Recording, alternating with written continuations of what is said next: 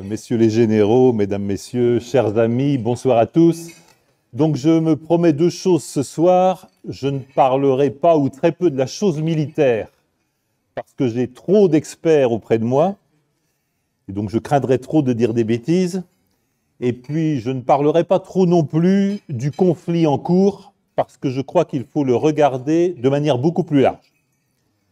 Ce que je vais essayer de faire ce soir, tu nous y as invité François, c'est d'approcher la réalité d'une guerre hors limite qui s'est dévoilée à la faveur du conflit engagé à l'occasion de l'opération spéciale conduite par la Russie contre l'Ukraine, après le coup d'État fomenté et financé par Madame Nuland en 2014 contre un président légitimement élu de l'Ukraine, Yanukovych, et qui a été également déclenché par l'encerclement des forces de l'OTAN et des missiles nucléaires américains tout autour de la Russie.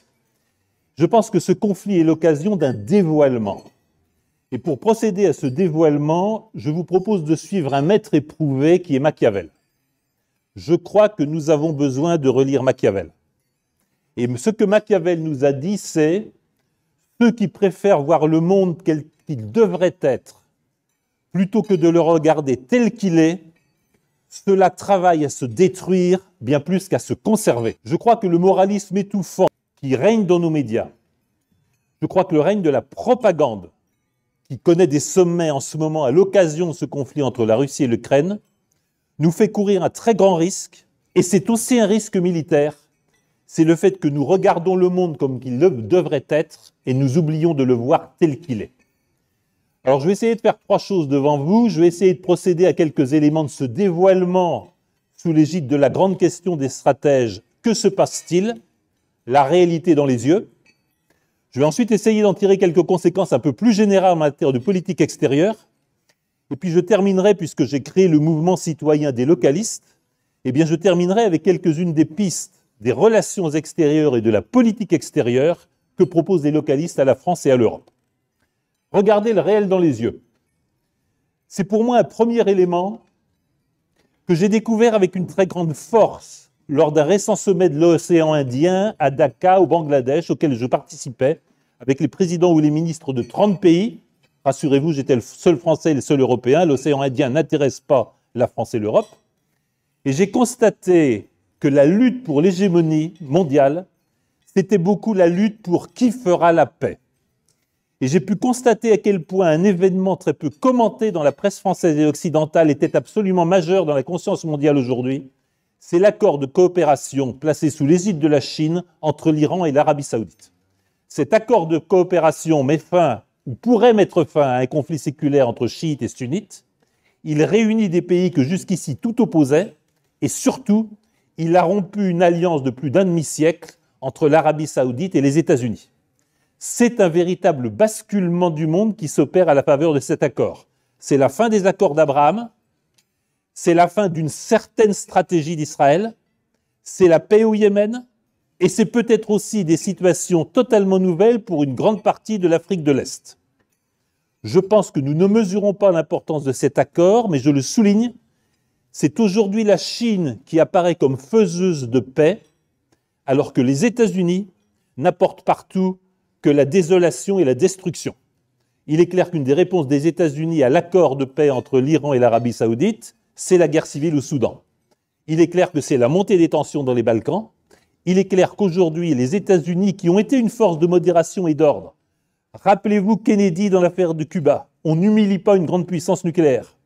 Rappelez-vous la modération de Carter contre l'Iran. Rappelez-vous la première invasion du Koweït par l'Irak et la modération de Bush, du père Bush. On met fin à l'invasion, mais on se retire immédiatement.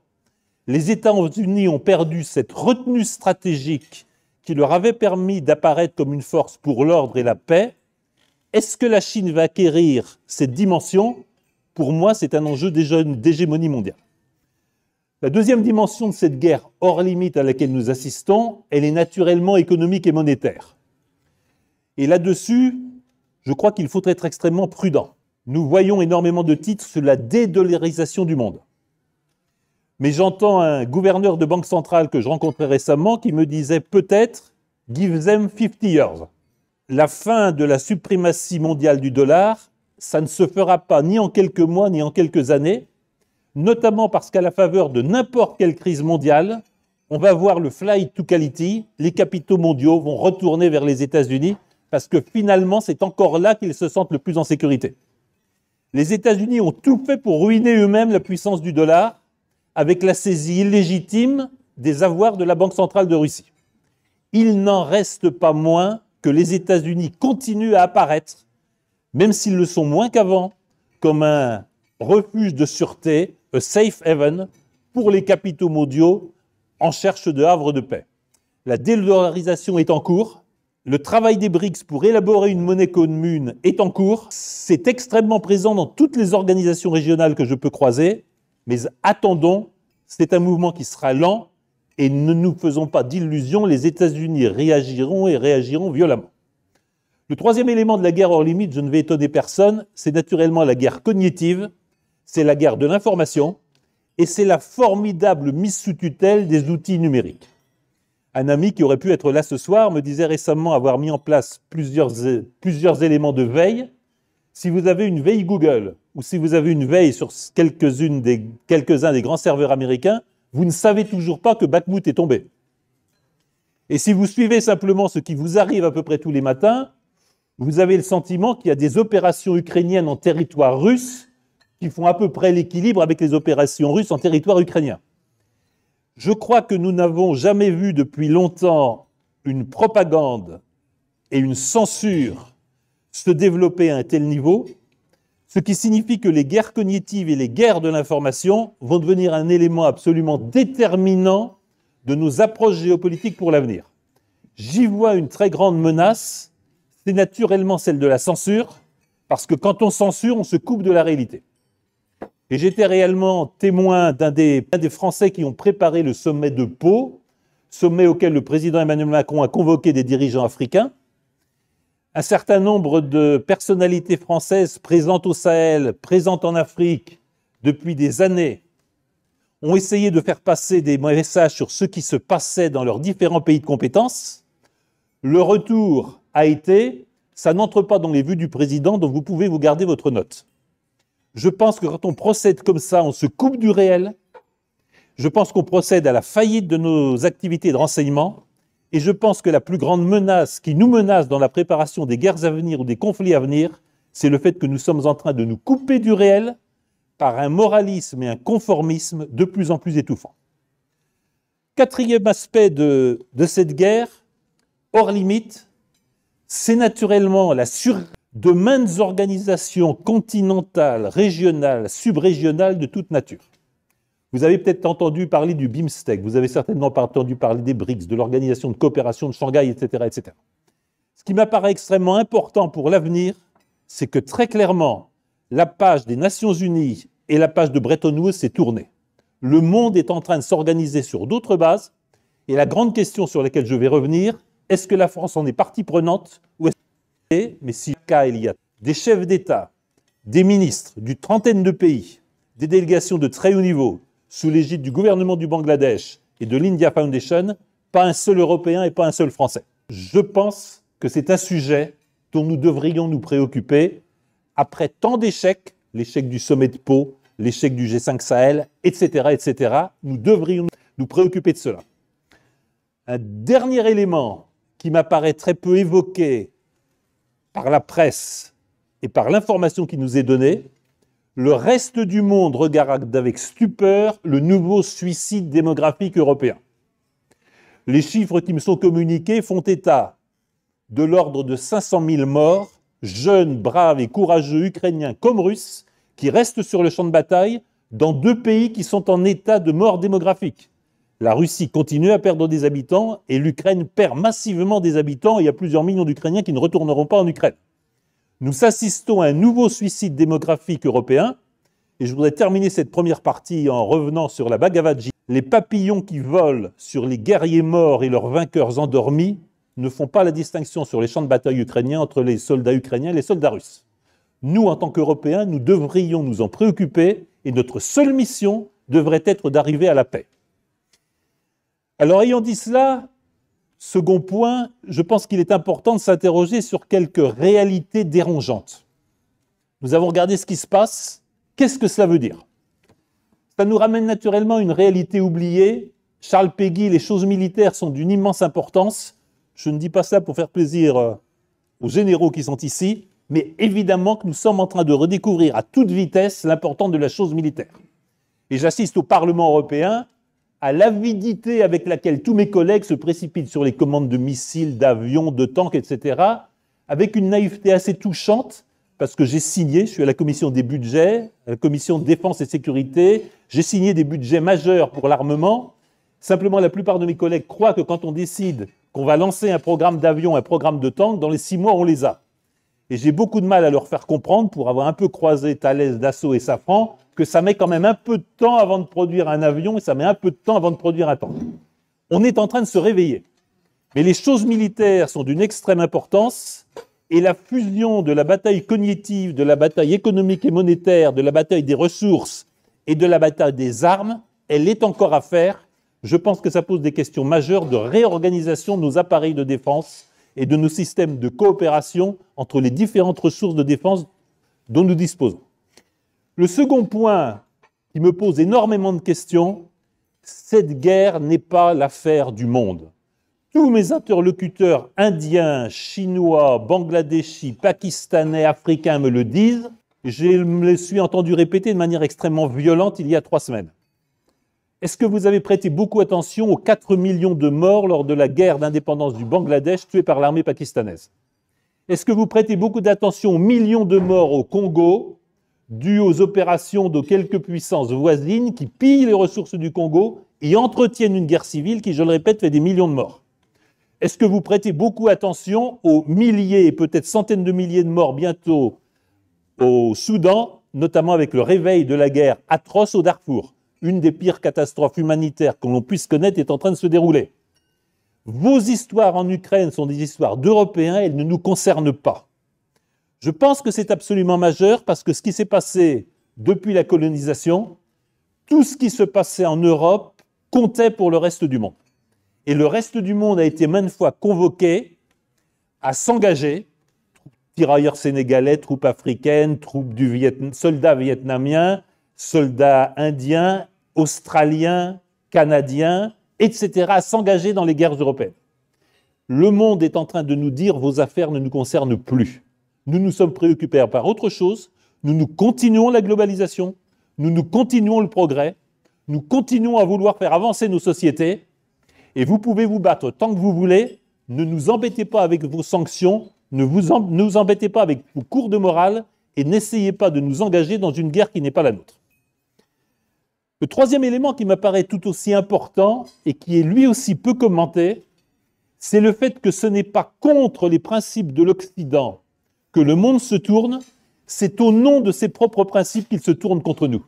L'exemple qui revient sans cesse dans les conversations, c'est le double standard. Ah oui, les États-Unis peuvent avoir quelque chose comme 800 bases partout dans le monde, entourer la Russie à quelques centaines de kilomètres, mais quand la Chine prévoit de développer un port important au Chili, quand la Chine prévoit d'ouvrir un second canal de Panama, quand les Russes prétendent avoir une présence, par exemple, au Venezuela, les États-Unis ferment la porte. Ce que nous faisons, vous n'avez pas le droit de le faire.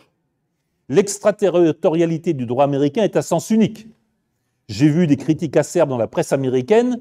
Est-ce que le long des routes de la soie, la Chine va imposer ses lois ou va importer ses systèmes de sécurité? Les États-Unis le font partout dans le monde de manière totalement impunie. Dès que la Chine commence, si peu que ce soit, à emprunter le même chemin, elle est condamnée. Et vous en avez un exemple saisissant pour celles et ceux qui s'intéressent au sujet. La Chine est en train d'adopter une loi de sécurité intérieure qui est totalement décalquée du Patriot Act. Toute la presse américaine se scandalise de ces atteintes monstrueuses aux droits de l'homme. La loi chinoise ne fait que décalquer le Patriot Act. Mais ce que font les États-Unis, le reste du monde ne peut pas le faire. Fameuse illustration de la doctrine, faites ce que je vous dis et ne faites pas ce que je fais. Le double standard est en train de devenir totalement insupportable aux yeux du monde. Et le monde est en train de nous renvoyer nos discours sur les droits de l'homme et nos discours de la paix. J'ai été exposé par l'ambassadeur d'un grand pays à la liste, un grand pays représenté ici d'ailleurs, à la liste des pays que les interventions américaines ont détruites, Depuis le 11 septembre, cet ambassadeur considère que les interventions américaines ont tué de 4 à 5 millions globalement de population musulmane. Les États-Unis, et la liste a été récemment rappelée par le général Wesley Clark, les États-Unis ont successivement détruit l'Afghanistan, l'Irak, la Libye, la Syrie, aujourd'hui le Soudan. J'en passe peut-être, je passe sur les bombardements de la Serbie. Tout ceci sans rétablir l'ordre et la paix. La grande différence avec des situations antérieures, c'est que tous ces pays vivent, après l'intervention américaine, dans un état bien pire qu'auparavant. Et je vous laisse à penser ce qui est en train de se passer en Afghanistan et qui est en train de gagner d'ailleurs l'ouest du Pakistan. Les États-Unis sèment partout le chaos et la destruction et le monde ne le supporte plus. Je pense que c'est un changement totalement majeur. Le monde est en train de refuser l'injuste et agressive hégémonie américaine. Et l'ordre du monde ne peut plus venir de l'hégémonie d'une seule puissance. Je pense que c'est un fait absolument majeur et c'est un fait auquel nous allons être confrontés bientôt. Puis le dernier point, pour ne pas lasser votre patience, qui est perdant dans l'affaire? Aujourd'hui, très clairement, c'est l'Union européenne. Aujourd'hui, l'Union européenne est la grande perdante d'une guerre qu'elle n'a pas voulu, d'une guerre dans laquelle elle se trouve entraînée sans d'ailleurs que ses opinions publiques ou ses citoyens veuillent la soutenir. Ça serait très intéressant de voir dans quelques mois quel va être l'état du soutien au conflit en Ukraine de la part des opinions publiques européennes. Mais je vous signale qu'Olaf Scholz s'est fait huer il y a 48 heures parce qu'il venait parler de ce sujet. Et il a pratiquement été vidé de la salle dans laquelle il évoquait le soutien des armées allemandes et du matériel allemand à la guerre conduite en Ukraine. Je pense que les opinions publiques européennes sont tout près de se renverser. Et là, il y a un sujet majeur qui est un sujet de légitimité. Qui décide de la paix ou de la guerre? Il y a un sujet majeur qui vient de l'autorité acquise par des fondations, par des ONG, par des organisations supranationales dont on a l'impression qu'elles ont fabriqué une guerre qui se déroule au détriment d'une Union européenne, qui est totalement détruite dans ses bases. Parce que je vous rappelle que les promesses fondamentales de l'Union européenne, c'était la paix et la prospérité. Partout en Europe, les Européens vivent une hausse des prix à la consommation, notamment des prix alimentaires et du prix énergétique, qui est en train de multiplier les situations de pauvreté, voire de misère. Et partout en Europe, la question se pose, est-ce qu'enfin nous allons être des déclencheurs de paix? Est-ce que la situation actuelle de l'Union européenne, c'est de bâtir la paix, ou est-ce que c'est au contraire d'entretenir une guerre dans laquelle ce sont des Européens qui meurent? Je pense qu'à cette question, la réponse est très simple.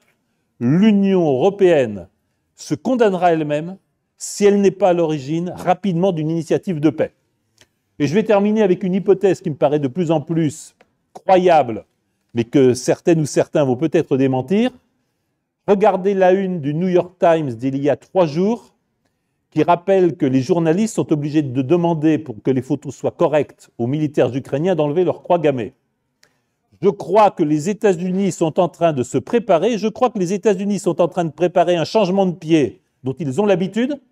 Les États-Unis vont annoncer en 48 heures que c'est fini, il faut arrêter la guerre, ils ne soutiennent plus rien, et ils vont laisser l'Union européenne toute seule se dépatouiller avec ses engagements.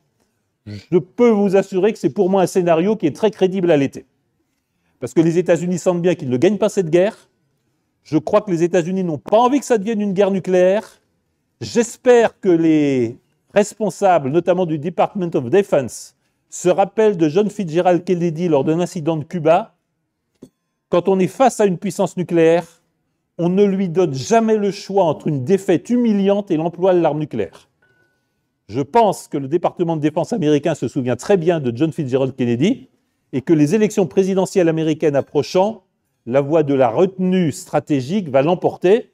Mais je pense que les États européens et l'Union européenne vont se retrouver toutes seules face à un conflit qu'elle ne maîtrise pas, dont elle ne sait pas où il va et dont elle est incapable d'apporter la paix.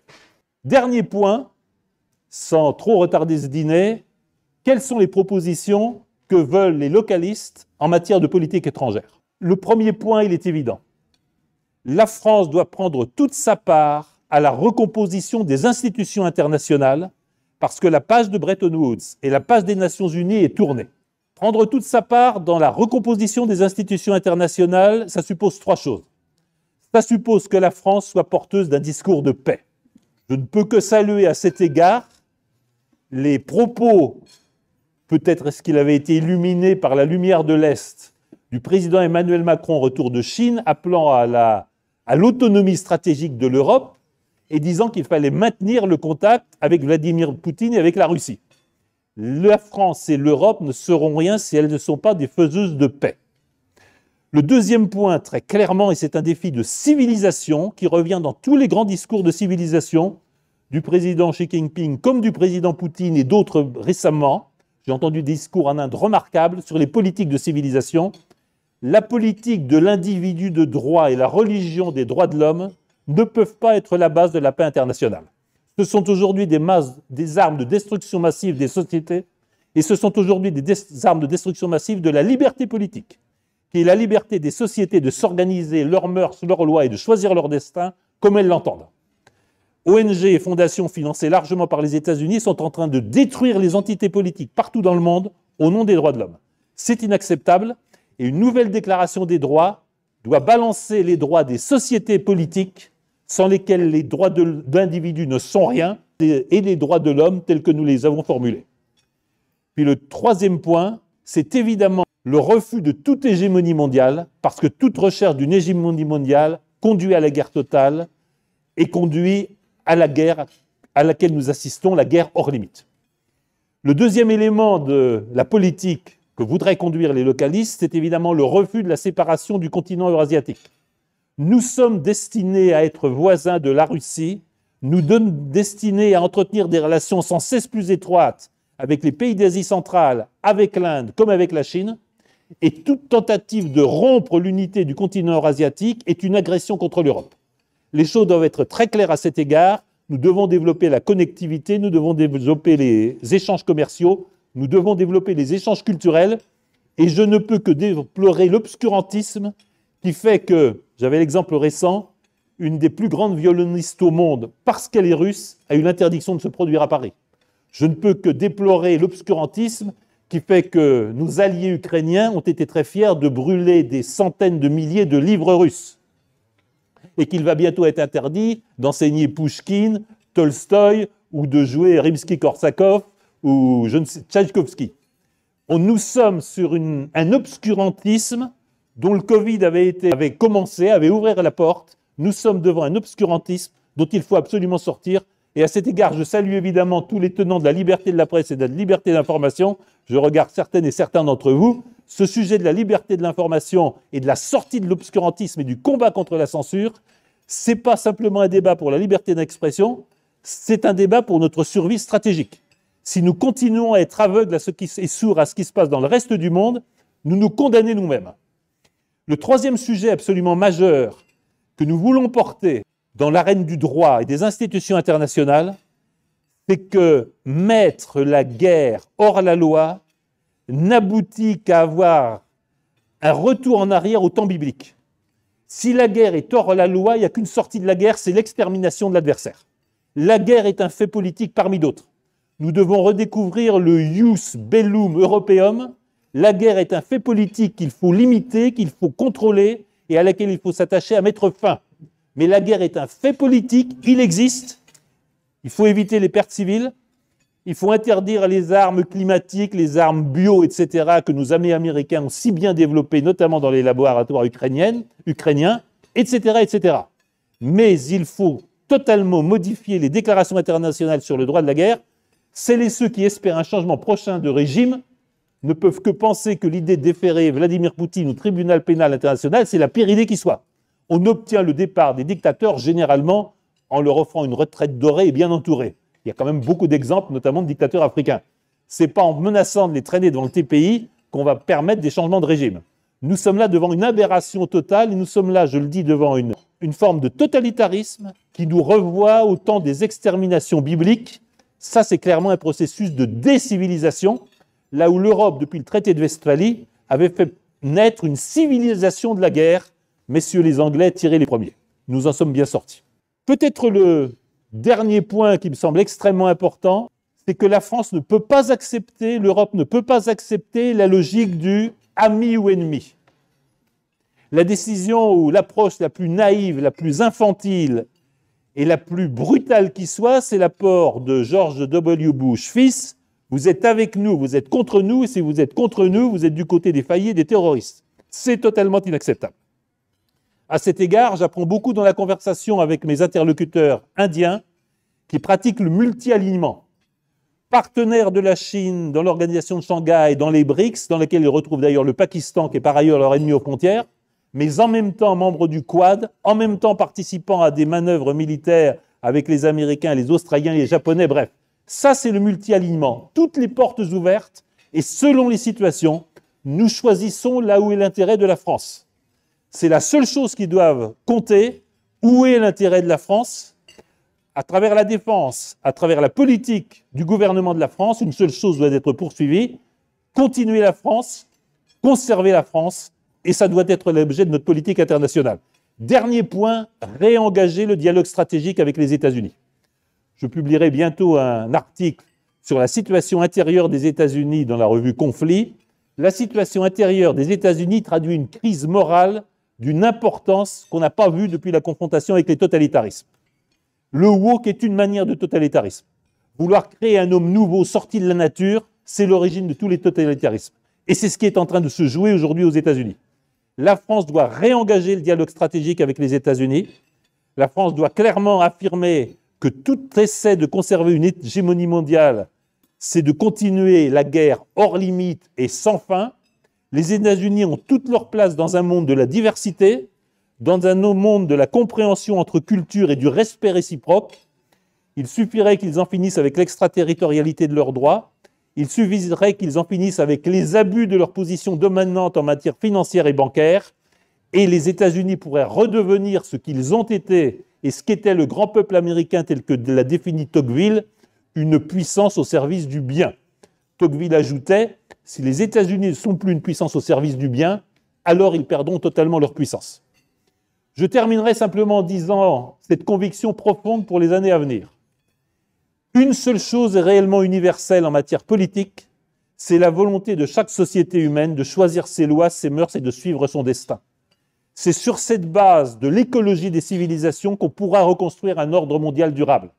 Ne rêvons plus d'un ordre unique, hiérarchique et pyramidal commandé d'en haut. Ça a été l'hyperpuissance américaine. L'hyperpuissance américaine est morte.